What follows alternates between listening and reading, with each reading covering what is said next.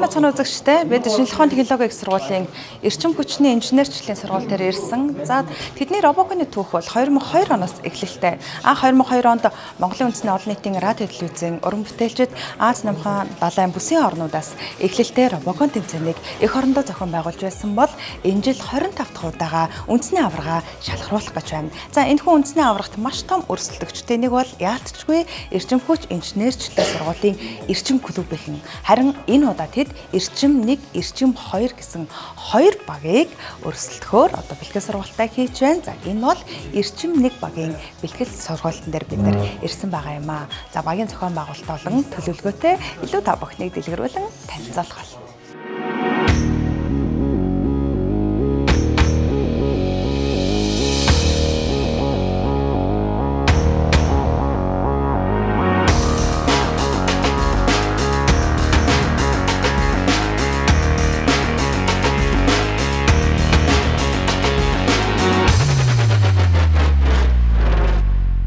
Эрчим хүчний сургуулийн эрчим робоконы баг нь үнэхээр хүчтэй баг. Миний хувьд болохоор одоо төгсөх курс болж байгаа болохоор сүүлийн дайралтай байна. Эрчим багийн хувьд ч гэсэн одоо нэг авраг авах цаг нь ирсэн баха. Шинийг санаачлагч тэгээд янз бүрийн ингээд ажлын байран дээр гарах ч гэсэн одоо чадвартай байдаг учраас юм робоконд орё, робоконы хийе гэж бодсон. Тэнгүүд за ингээд босоод хүүхдүүд чинь ингээд зүгээр хичээлдээ яваад ингээд гэртээ хараад ингээд жишээ номын санд суугаад тэрийг бол юу нь бол хэмжиглэж чадна. Яг робоконыг яг хүмүүс хийж чадна гэвэл яг жишээ 100 хүн чадна гэвэл тэрний яг 5% нь юу нь чадах. Бус 95% нь чадхад би л итгэлгүй. Анх робокон гэдгийг энд орж ирээ мэдсэн. Тэгээ өмнө робот гэхээр нэг амар төсөөлөгддөг байсан. Энэ клубыг яаж олсон бэ гэвэл манай багш робоконы нэг ахлах багш. Тэгээд намайг энэ клубд орооч гэсэн. Би бас 10 жилдээ бас сонирхоод робот хийдэг байсан байхгүй юу. Манай үеийнхэнд бол 10 жилийн хүүхдүүд төгсөөд ер нь бол робоконы багт орно л гэж ярьдаг байсан. Тэгээ би зөв бага ахтаа робоконы нэвтрүүлэг үздэг байсан. Гэтэ яг ингээд робокон гэдэг зүйлийг ингээд мэдээд байдаг мөртлөө яг ингээд юу боллоо байгааг нь ойлгодог байсан. Тэгээ надад бол яг ингээд их сургуульд ороход нэм тэнгэрийн мөрөөдөлчгөө санагддаг байсан. Ингээд орохын тулд яг юу их ёстойгоо мэддэггүй, хаана робокон нэгдгээ мэддэггүй. Тэгэл энэ нь бол төөрч явж байгаа робокон дээр л бодсон л байсан л тээ. Анх бол 2018 оноос эхлээд робоконыг үзэж эхэлсэн. Нэг ийм тэмцээн байдсан байна, нэг иймэрхүү юмнууд хийдэм байна гэд тэг мэддэг болчоод 22 онд элсэж ороод 23 оноос яг робоконы багт, эрчим багтаа тэгээ 24 оны тэмцээн, 25 оны тэмцээн гээд 2 жил орч, энэ жил 3 дахь жилдээ л орчин. За ер нь AB робокон тэмцээн чинь 2002 оноос анх зохион байгуулагдаж эхэлсэн үеэс манай эрчим хүчний сургууль бол оролцож исэн түүхтэй. 2009 оноос хойш ороогүй байжгаад манай яг эрчим баг бол 2015 онд анх эхэлж орсон. За 2015 онд орж эхлэхдээ бол манай баг чинь 3 дугаар айранд ороод 16 онд 2 дугаар айранд ороод 17 онд бас 3 дугаар айранд ороод 18 онд улсын аварга болсон. За тэгээд дунд нь бас тасарч явж байгаад 2024 онд 2 дугаар байр 25 онд 2 дугаараар одоо энэ 26 онд бэлдээл сууж байна да. Робот игээл R1 ингээд тиймэрхүү байдалтай ойртой хичээл ном хавар болсон жоох ядрангуул байна л да. Тэгээ би анх нөө робот гэдэг ойлголтгүй байжгаад тэгээ эхэндээ бол жоохон тоолгоо хэрэгж байгаа. Одоо сүүлдээ гайг ойлгодог болсон. Тэгээд ер нь робот уур ухаан тэгээд оюуны чадамж хаардсан.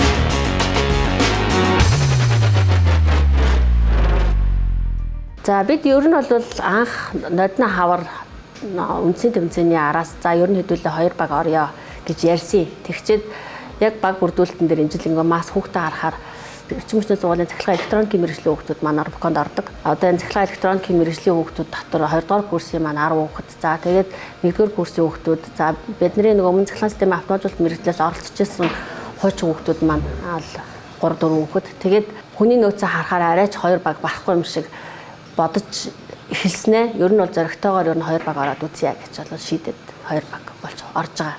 Угаасаа ингээд дотн болоод ирэхээ угаасаа нэгнийхээ юу хийдгийг ингээд мэддэг болоод итгээд эхэлчихдэг юм лээ.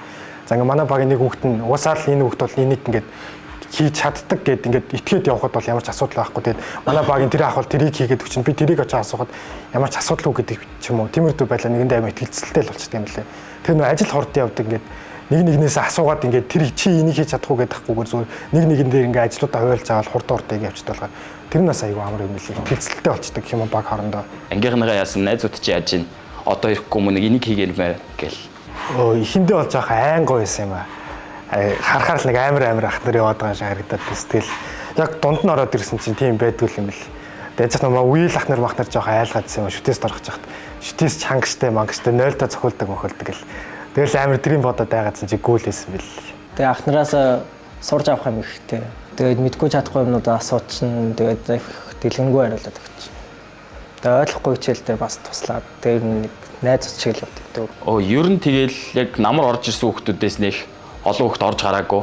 Ганц нэг хүүхдүүд харин нэмэгдсэн. Тэгэл за би ингээд ахна гэд тэг инг гээд ахгүй. Ер нь найзууд шиг за тгий ингээ гээл хаяа би тэгээд тоглоол. Энэ идийг нэг жоохон ядраад байгаа ч юм уу эсвэл тэмцээ болох болоогүй завтаагаа итэн за бөөндөө нэг гараа писи тоглолч эсвэл нэг заал авъя ч гэдэм үү. Тэгээ нөө манайх чинь эрчим 2-тойгоо хамт байдаг болохоор бас олвол 15 6 эрэгтэй хүүхдүүд байдаг. За нэг тоглолчий. За одоо юм аа бүгдээрээ гээл нэг тиймэрхүү талаас нь л байдаг та. Сорилго дээр 8 баг ороод тэгээ манайх нэгт орсон. Сая шүтээсийн сорилго тэмцээнээс бол хүүхдүүд маань юм чадвартай байгаа. Одоо ингээд тэр чадвар ингээд улам ингээд урам зориг нь хурцлаад цаашдаа роботуудаа хийгээд явах зүйтэй л гэж бодож байна. Энэ шинжлэх ухааны технологийн сургуулийн хувьд болохоор багада 2 тэмцээн сорилго тэмцээн болгож явуулдаг. Эхлээд нэг багуудыгаа идэвхжүүлэх гээд хаврын семестр эхэлж байгаа. За нэг робоконы явц ямар хуу байна гэдгийг хараад тэнгуүтээ яг үндэсний аваргын тэмцээний өмнөхөн шүтээсийн масткап гэх тэмцээн болдог. Маст робокон гэдэг. Тэгээ тэр тэмцээнд бол багууд маш их бэлдэж ордог. Аюу хүчтэйч орж ирдэг. Ерөнхий үндэсний аваргад орох роботууд яг бэлдэгдээд ирсэн байдаг. Тэгээ тэрэн дээрээс л хүчтэй багуудтайгаа ер нь нүрт олон да. Механик инженерийн сургууль, мэдээлэл холбоо, космос чинь бас айгүй юу. Тэгээ инжлээс нөө шүтээсийн уул уурхайн сургууль нэмэгдсэн байгаа болохоор тэднийх бас айгүй X factor ч байж магадгүй хүлээлт өндөртэй байгаа. Яг яах вэ гээл. Тиймэрхүү хүлээлттэй л байна да.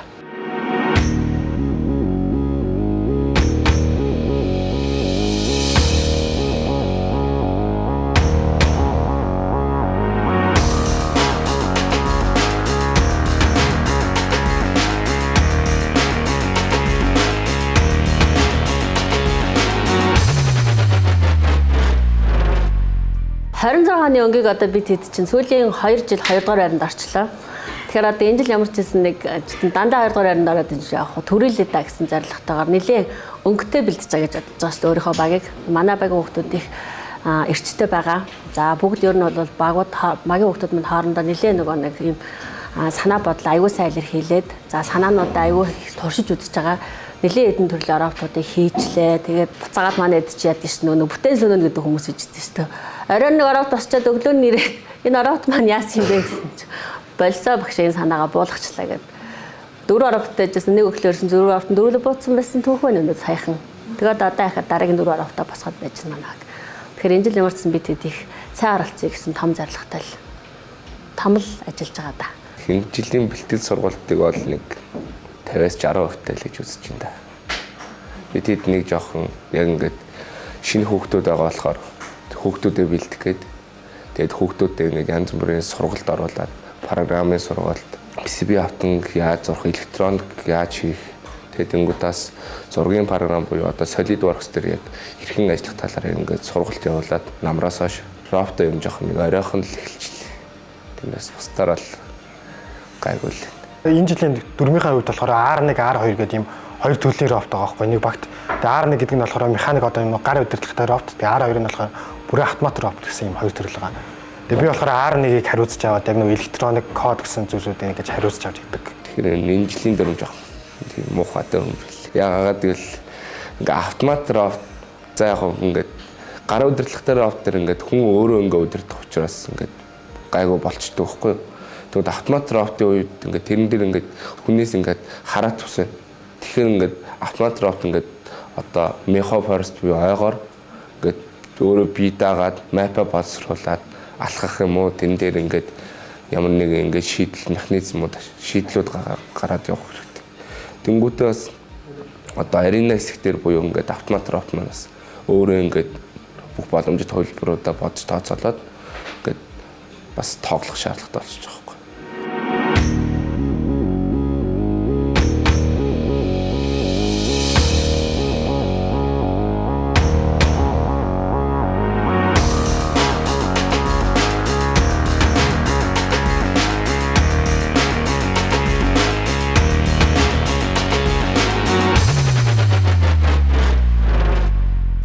Одоо миний үүрэг болохоор электроник дээр байгаа. Тэгээд электроникаас давхар тэгээд механик гэсэн тусалж байгаа.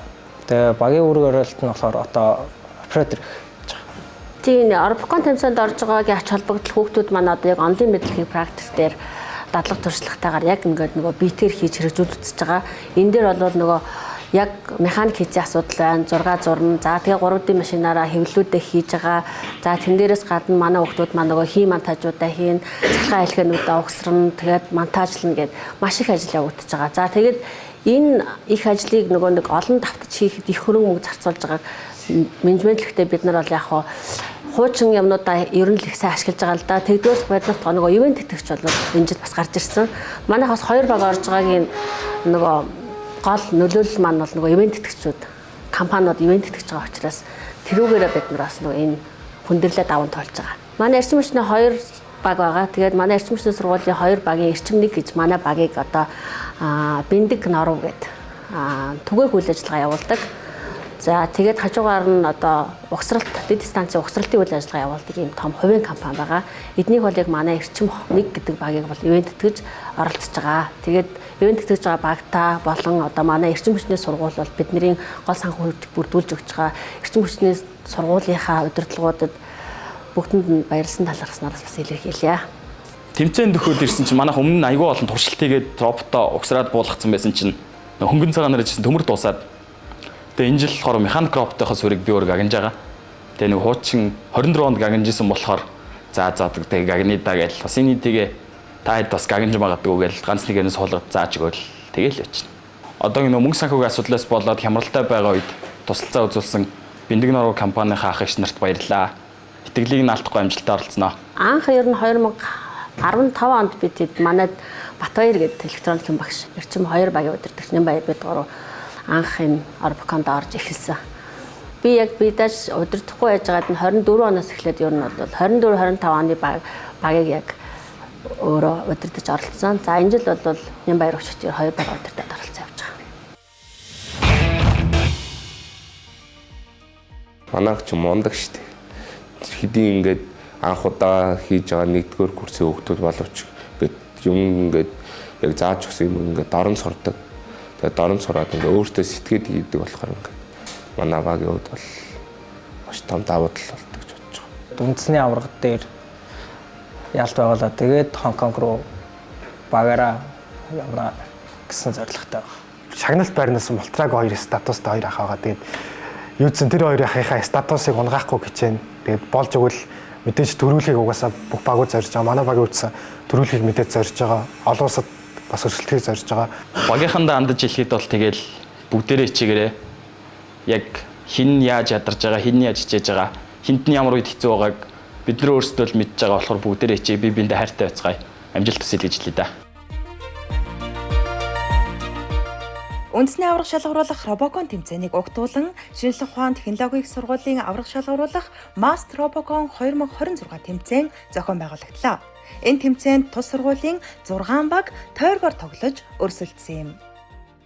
За энэ 6 багаас бол магадгүй одоо үндэсний аварга тодорхой байх гэж бид нар одоо хэдэн сарын хүч хөдөлмөрөө гаргаж ингээд бэлтгэж их сургуулиас төсөв хөрөнгө гаргаж энэ талбайг засч мөн энэ робот зохион бүтээлчинд нь робот хөгжүүлэлтийн зардал олгож ингээд ажиллаж байна. Оюутнууд маань бол одоо яг энэ инженер технологийн чиглэлийн сургууль учраас энэхүү тэмцээнд оролцож одоо нойр хоолгүй хэдэн сар бэлтгэснийхээ хүчинд бол одоо бас ирээдүйд бол одоо ажил дөрвөн салбарын тэргүүлэх мэрэгчлэнүүд бол бэлтгэгддэг.